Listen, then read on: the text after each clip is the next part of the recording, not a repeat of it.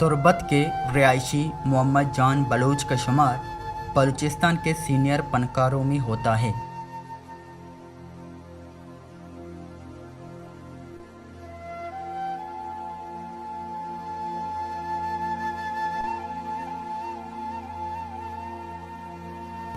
और उन्हें एवार्ड से भी नवाजा गया है, लेकिन कोरोना वायरस की चौथी लहर की वजह से हालिया लॉकडाउन के सबब इनका दुकान कई दिनों से बंद पड़ा है और मोहम्मद जान बलोच गुर्बत की चक्की में पिस रहा है।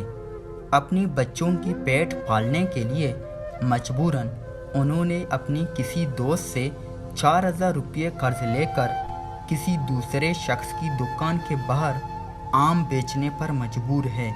क्या ये फन और फनकारों की तौहीन नहीं है? क्या जिंदा कौमें अपनी फनकारों को ज़िल्लत अमीर ज़िंदगी गुजारने पर मजबूर कर देती हैं?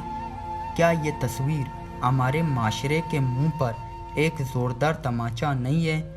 अफसोस से कहना पड़ रहा है कि हमारे गिने चुने फनकार भी दर बदर की ठोकरें खा रहे हैं और टैलेंट सड़कों के किनारों पर जंग आलूद हो रहा है।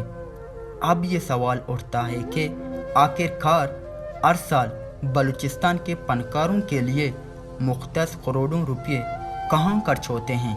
तुर्बत के इस मोहम्मद जान बलूच की तरह सूबे में और भी सैकड़ों फनकार मौजूद हैं जो गुर्बत की दायरे में फंस गए हैं और बेरोज़गारी की लपेट में मुब्तला हैं।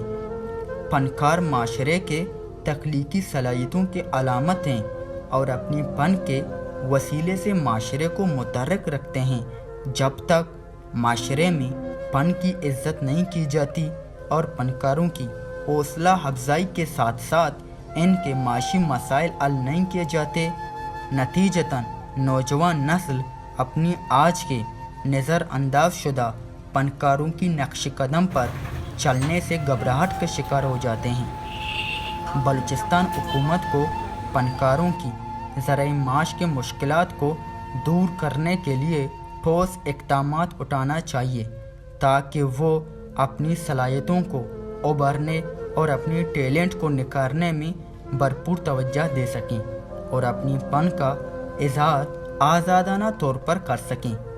याद रहे कि कोरोना वायरस की इब्तिदाई अयाम में हुकूमत की जानिब से बलूचिस्तान के फनकारों के लिए मखसूस फंड्स मुख्तस किए गए थे, लेकिन पता नहीं कोरोना रिलीफ फंड्स को ज़मीन खा गई या आसमान निकल गया।